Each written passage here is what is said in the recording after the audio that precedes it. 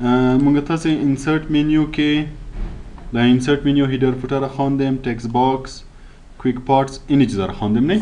و در دیزاین خود در اینی یک چند چیزا مانده بود که باید بخوانیم. در اول بود اتو تکست، ما گفتیم اتو تکست با معنی تکست اتوماتیک که در بعضی چیزا بودن، مثلا اینی بریاس، اینی هستن. این اگر میخوای که از خود اضافه کنی، این تیار اضافه شدگی هستن، اگر میخوای از خود اضافه کنی، مثلا یک راپور یا روزانه که کار میکنی سر راپورها و چیزا، بعضی جملات بسیار زیاد خودت استفاده میکنی. اشمت گوش کن، فرض کن اینی برای انستیتیوت آف انفارمیشن تکنولوژی، اینی جمله را خودت زیاد استفاده میکنی، ولی که خودت زیاد استفاده میکنی هر دفعه که نوشته میکنی خب وقت میگیره نه؟ یا مثلا در هر فایل اگه کپی پیست بگویی، خب اگه من کامپیوتر رو شت داون کنم، صبح کامپیوتر رو روشن کنم، باز خب کپی نمیباشه نه، باز مجبور پیدا کنی باز کپی پیست کنی. باز آسانیش چی است که اینی رو انتخاب کو کلش و اینجا بیاد اتو تکست سعی کنی اینجا سیو سلکشن تو اتو تکست گالری، اینی فعال میباشه. چی وقت فعال میشه؟ وقتی که خط سلکت کنی، که سلکت نباشه باز فعال نمیشه. میبینی فعال نیست. خط انتخاب کو، این اینجا بیا the auto text و save selection to the auto text اینی را کلیک کو. اینجا میگه که با کدام نامی را ثبت کنم. اونجا که نام نوشته از بریا فلان این با کدام نام باشه، هر نامی که اینجا میاد. در کجا باید سیو شود؟ در auto text گالری، کاتگوریش جنرال، فقط ایرا اوکی کو. سکال اینجا سیو می باشه. اینجا بیا یعنی رو ببین سکال اینی میبینین هر جا که ضرورت بود فقط از اینجا بیا کلیک کن. حالا کامپیوتر شت داون می‌کنی، صبح بیای روشن کنی، هم وقت که این جمله ضرورت شد فقط میایم از اینجا کلیکش میکنی اینجا خودش میاد. فهمیدین؟ این میگه اتو تکست. هر جمله، هر آدرس، هر چیز که زیاد استفاده میکردین فقط سلکت کنین، در اتو تکست سیو کنین. باز هر دفعه در هر جا که ضرورت میشد فقط کرسر بار میره اونجا کلیک و خودش میاد. فهمیدین؟ بعد از اون ما داکومنت پراپرتی را خواندیم. در داکومنت پراپرتی گفتم که اتور کی را میگه؟ کسی که می کتاب نوشته کرده بود باشه. همیشه کتاب که هر کس نوشته میکنه او را اتور میگه، اتور کتاب. فهمیدین؟ این فعلا که من اینجا کرسر میمونم و این را کلیک میکنم که اتور باید بیاین. چی نوشته میشه؟ چرا این نوشته میشه؟ به خاطر که در داکومنت پراپرتیز است. همیشه وقتی که یک داکومنت یا مثلا کتاب جور کردین روزی چالت کی حالا اینجا چی نوشته شد؟ چرا این نوشته شد؟ به خاطر که همیشه که وقتی که یک داکومنت جور میکنیم، مثلا کتاب نوشته میکنی، راپور نوشته میکنی، این نام اتور چیزا رو باید ما نوشته کنیم. او رو در کجا باید نوشته کنی؟ اینجا میای در فایل منیو و اینجا آپشن نه، در فایل منیو این اینجا سایکو تیار نوشته شدگی است پراپرتیز. اینجا چی نوشته است؟ اتور کی است؟ این نام کامپیوتر است. کامپیوتر با همین نام است. از این خاطر همیشه وقتی که فایل تو جور میکنی که اتور نوشته نکنی این نام کامپیوتر اینجا میگیره. باز وقتی که این چیزا رو چنج میکنی بعضی چیزا اینجا راسن چنج میشه. مثلا اتور چنج میکنی اینجا چنج میشه، اد انادر اتور دیگه کس نوشته میکنی. خب این آپشن ها که کلش باید چنج کنی. از اینجا بیا اینجا ادوانس پراپرتیز کلیک کو، کل چیزا میاد. در اول از تایتل امی نام کتاب است، هر چیز که جور کردی نامش چی است اینجا نوشته کن تایتلش. مثلا من نوشته میکنم که این چی است؟ مثلا کتاب ورد است یا ورد نوت است. اینجا سابجکت موضوعش چی است؟ میگم مثلا ورد پروسسور است یا هر چی که باشه. اینجا اتور است، کی را جور کرده، نام اتور رو باید نوشته کنی. مثلا من نوشته میکنم که محمد فرهاد. صحیح؟ منیجرش کی است؟ کمپانی کدام کمپانی است؟ مثلا میگم که اینی کمپانی است.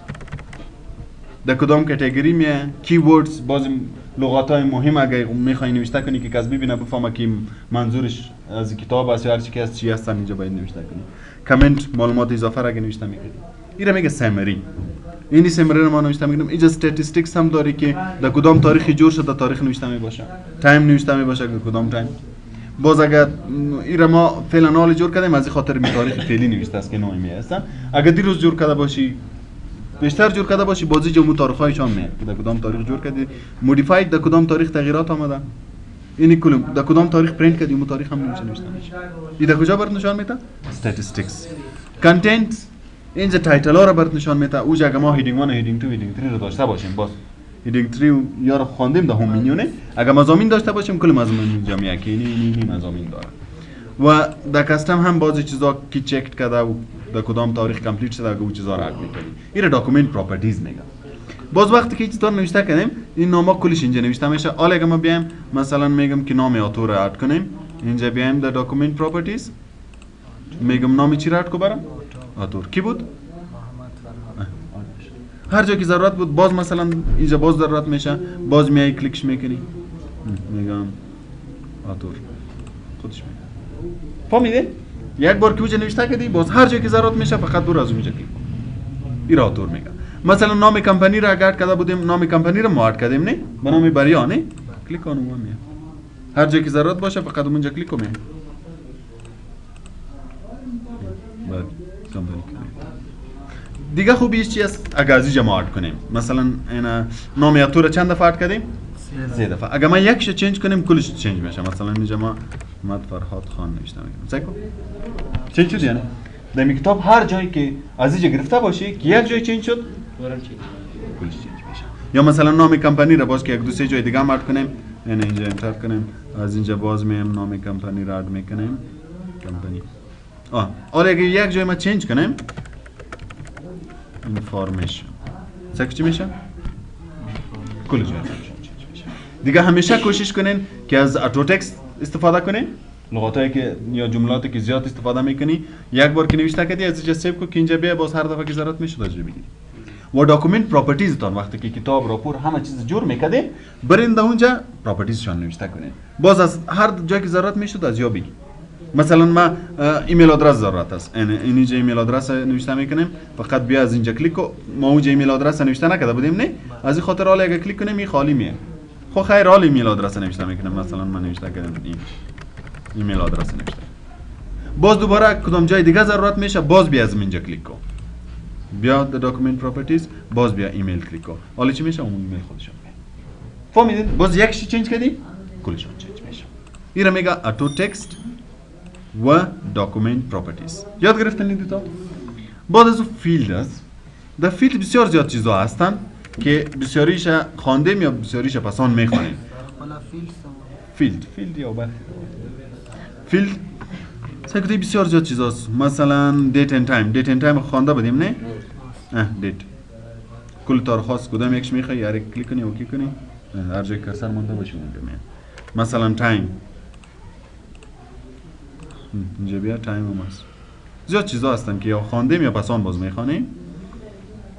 کجاست تایم؟ تایم کدام تایم میخوای اوکی کن. این فیلد پراپرتیز میگم. چی فیلد فهمیدین؟ بعد از اون بیلدینگ بلاک ارگانایزر چی کار میکنه؟ اینجا ما چی داشتیم؟ اتو تکست. و اگر اینجا یادتان باشه وقتی که ما هیدر و فوتر استفاده میکردیم این دیزاین های هیدر و فوتر هست یا نه؟ و اینجا ما کاور پیج خوانده بودیم. اینجا دیزاین هاشون هست یا نه؟ اینی دیزاین ها کلش در اینجا مجموعه کلگی هم اینجا هستن. و ما مجموعه تر جور شدگی کلش اینجا هستن. مثلا کاور پیج ببینید هست اینجا نه؟ اونجا بودن؟ اینجا هست. از اونجا ما آورده میتونی؟ از اینجا ما آورده میتونی. مثلا هیدر فوتر سکو اینجا کلش کسی نوشته است. فوتر این دیزاین های فوتر هستن. هیدر این دیزاین های هیدر هستن. در اونجا هم داریم اینجا هم داریم. از اونجا استفاده کرده میتونی؟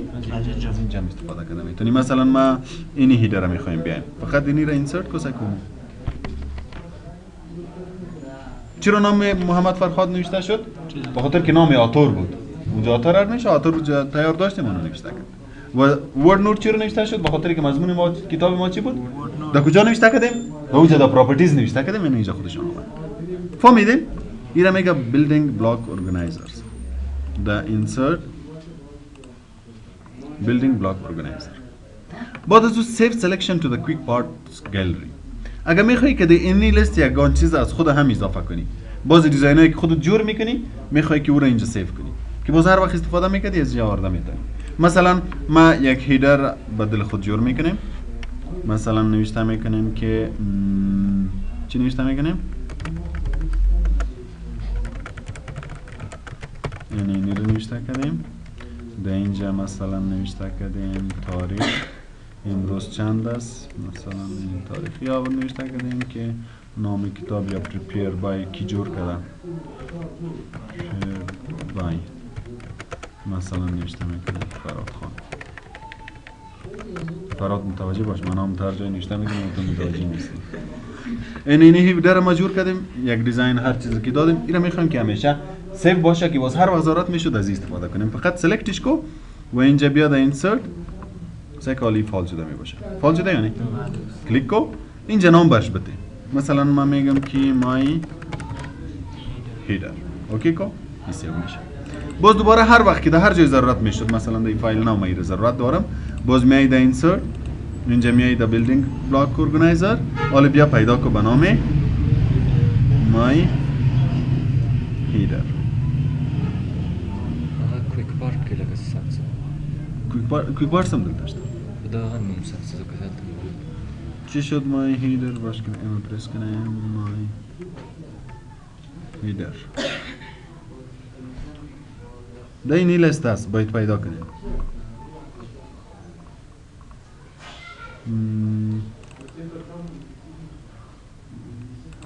تا اینجا خو نبود، تا اینجا هم نبود. باید دوباره سیو کنیم که چی رو نمیشه. اینه دیره باز سلکت میکنیم و در insert save به نام صرف هیدر. در کجا بره؟ در کویک پارتس فرق نمیکنه. اوکی به نام چی سیو کردیم؟ هیدر. حالا اینجا میخوایم که از او استفاده کنیم. بیلدینگ بلاک اینجا آمدن سک فرهاد prepared by. از اینجا میتونی کلیک کنی اون استفاده شوه و اونجا هم حتما نامش هست. این دیگه همیشه سیو میشه. اگر کامپیوتر گل شوه روشن شوه هر وقت که میای چیزا هستن در اینجا هم میباشه. در اینجا هم باید پیدا کنیم. به نام چی سیو کردیم؟ این دفعه هیدر. یعنی فقط اینسرتش کو اون خودش هم میره میگه سیو سلکشن تو کویک پارتس. هر دیزاین هر چیز که جور کردی اگر میخوای که اونجا سیو شوه سیوش کو باز هر وقت که آمدی استفاده میکنی فقط از اینجا بیاری. اینا میگه کویک پارتس. یاد گرفتین اینا؟ خب بعد از اون ما ایکویژن خوانده بودیم که ما گفتیم اینجا فرمولا هستن نه؟ وقتی که از این فرمولا استفاده کنیم، مثلا ما این فرمولا استفاده میکنیم برای از باز دیزاین منیو میاد. فهمیدین؟ این به خاطر چی هستن؟ اگه میخوای که در این فرمول تغییرات بیارین، مثلا ما اینجا یک فرمول دیگه هم کاتشان اضافه میکنیم، یعنی باز بیا ایکویژن کلیک کو کدام یک اضافه میکنی اره کلیک کنیم کاتشان اضافه میشه. فهمیدین؟ این ایکویژن باز چی کار میکنه؟ اگه کدام علامه اینجا نباشه، کدام علامه اگه اینجا نباشه باز چی میکنی؟ اینی رو کلیک میکنی سکوی جمعه رایت مات هیر. هر علامه که باشه، مثلا اونجا علامه نیستن بیا از اینجا خودت نوشته کن. مثلا علامه جذر چی رقم است؟ این قسم است نه؟ یا این تقسیم است؟ جذر است. اینه میگم اینی چیزا اینسرت کن باش که خودش صحیح شوه باید پریویو شوه. رایت سلکت چرا صحیح کار میکنم؟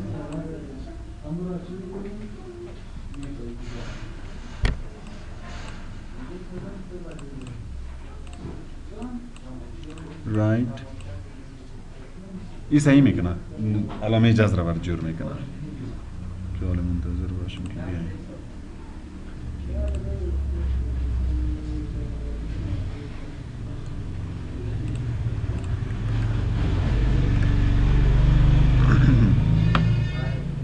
این رو در ویندوز هم ما شما خوانده بودیم اگر یادتان باشه کجا بودم. این سایک آمد آل اینسرتش کو علامه جذر هم اضافه میکنه. در کجا آمد؟ کرسر بود. فهمیدین؟ این را اینک ایکویژن میگه. کدام علامه که اینجا نباشه از اینجا اضافه کرده میتونی. کدام علامه دیگه باشه تقسیم این قسم است یا فیصدی است؟ فیصدی است. تقسیم قسم است. این باید اینجا صحیح شه و بعد از اون اینسرت کلیک میکنی. فهمیدین؟ تقسیم یکم مشکل داره ورد کلوز کنی پس واس کنی صحیح میشه. مثل جذر که بیشتر شد هر علامه که اینجا نوشته کنی اینجا صحیحش میاد باز اینسرت کو در فرمول اضافه میشه. فهمیدین؟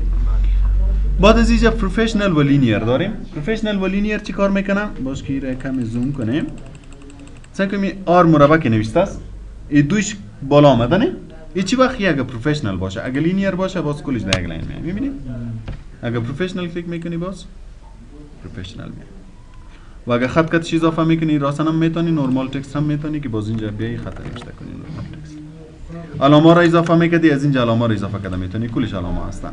هر علامه که ببینین جزر اینجا اینی جزر است نه؟ کلیک علامه. این به خاطر ایکویشن جور کردن هستن. و یا هم اینم فانکشن ها را اگه اضافه میکنی x بر y و فلان فلان فقط کلیک و اضافه میشن.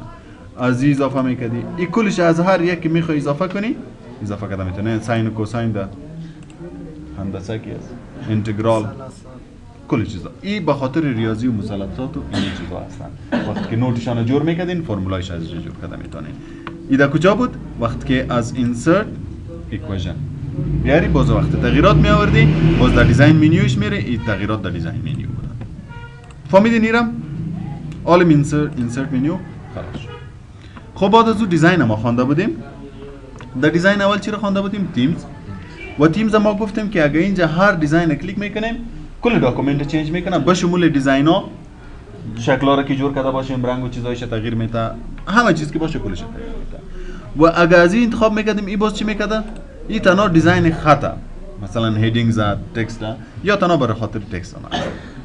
و کلر به خاطر اشکال اگر شکل‌ها داشتیم میتونیم اینجا رنگایش چنج کنیم. فونتس هم به خاطر پیج بود نه که ما میخواستیم پیج فونت چیزایش چنج کنیم، هم چنج کردن میتونیم.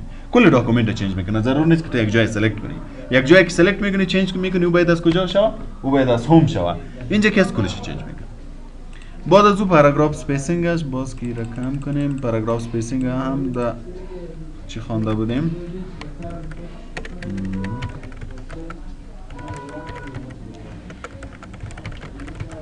پاراگراف چی وقت چنج میشه؟ اگر من نوشته میکنم چی وقت پاراگراف چنج میشه؟ این یک پاراگراف است من نوشته میکنم تا که انتر نزنین پاراگراف چنج نمیشه. چرا از یادتان رفتن؟ این تا اینجا یک پاراگراف است، انتر میزنم، اینجا دیگه پاراگراف شد، باز انتر میزنم. چند پاراگراف شد؟ 3 پاراگراف. میخوایم اسپیسینگشون زیاد شه. از کلگی ما گفتم اینجا از دیزاین که اپلای میکنی برای جای سلکتد نیست که جای سلکت کنی امور چنج کنه، کلش چنج میکنه. اون جایی که سلکت باشه چنج میکنی او باز باید در کجا چنج کنی؟ در هوم. اینجا که از کلش چنج میکنه. مثلا من اینجا میام پاراگراف اسپیسینگ است، میگم این اسپیسینگشون نو پاراگراف اسپیسینگ، اسپیس نباشه سه کم شد. اینی کلش زیاد میکنه، هر قدر که میگی زیاد میکنه و اگه کم میکنی کم میشه. اینا میگه پاراگراف اسپیسینگ. ایفکتس که ایفکتس چنج کنه این هم زیاد به خاطر اشکال هستن. اگه شکل و چارت و چیزا داشته باشین باز اپلای میشه. مثلا این یک شکل اینجاست، یک شکل اینجاست. حالا میایم در دیزاین، این از اینجا ایفکتس کلیک میکنین. ساکن ایفکتس میبینید در شکل تغییرات میه. چارت باشه، شکل باشه، هر چی که باشه در کلش تغییرات میه اگه ایفکتس کلیک میکنین. set as a default چیکار میکنن؟ اگه ما از اینجا کدام دیزاین کلیک کنیم، مثلا اینی دیزاین کلیک کردیم یا تیمز اینی تیم کلیک کردیم، اگه میخوایم که دفعه وقت که دوباره میایم دیزاین نو جور میکنیم هم امی قسم باشه، شکل را جور میکنیم به این رنگ جور شوه، خط به این رنگ باشه، باز چی را کلیک میکنی؟ set as a default. اینی سیتینگ برات سیو میکنن. باز هر دفعه که فایل نو واز میکنی با این سیتینگ برات جور میشه. فهمیدین؟ بعد از او واترمارک است. واترمارک بسیار زیاد استفاده میشه. کلیک میکنین واترمارک در زیادتر ورق‌ها اگه دیده باشین، مثلا من اینی رو کلیک میکنم کارت ببینید در پشت ورق می خیره می ایره چی میگه؟ واترمارک میگه. ایره همیشه واترمارک در هر پروگرام که واترمارک دیدین باید بفهمیم که در بک‌گراند خیره که خط کی میاد. این تغییر جور شدگی هستن و اگه خودت نوشته میکنی باز چی رو کلیک میکنی؟ کاستم واترمارک کلیک کن. در اینجا بیا فقط خط اینجا نوشته کن، هر چیز که نوشته میکنی. مثلا من نوشته میکنم بریا. از اینجا فونت استایل، از اینجا سایز و از اینجا کلر. این اپلای کن. حالا چی میه؟ باز اگه تغییرات می آوردی باز بیا باز بیا اینجا کاستم میتونی چنج کنی. و اگه میخوای که عکس بیاد باز پیکچر واترمارک. از اینجا سلکت پیکچر، اینترنت خونه است آفلاین، مثلا اینی رو من انتخاب میکنم. یک عکس سری انتخاب کنم. اینی عکس انتخاب میکنم. سکال اپلای کن. در پشت ورق خیره میه. اگر رنگش کمی تیز میشه باز اینی واش اوت پاس کن. اپلای کن که رنگش تیز میشه. و اگه کلیک باشه کمی خیره میه. و اگه خط میخوای باز تکست واترمارک. تکست باز اینجا هوریزونتال و دیاگونال داره. حالا که از دیاگونال است این تو مایل اومده. اگه هوریزونتال کلیک میکنی باز هوریزونتال میه. اشمت متوجه هستی؟ اپلای کنی باز چی رقم میه؟ هوریزونتال. سمی ترانسپرنت اگه پس کنی رنگش هم کمی تیز می و اگه باشه باز کمی خیره و اگه نمیخوای باز نو واتر مارک یا از اینجا ریموو واتر مارک می ریموو واتر مارک ریمووش میکنم. فهمیدین ایره؟ پیج کلر صفحه را رنگ میده. اینا کلیک کو هر رنگی که بر صفحه انتخاب میکنی صفحه اون رنگ میکنی. ولی این یادتان باشه که این پرینت نمیشه. این پرینت نمیشه. این رنگ ما انتخاب کردیم وقتی که میای پرینت پریو کلیک میکنی هست.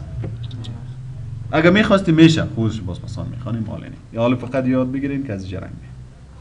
نو کلر رنگ پاس میکنه. مور کلرز دیگر رنگ هم هستن میتونی از اینجا انتخاب کنی.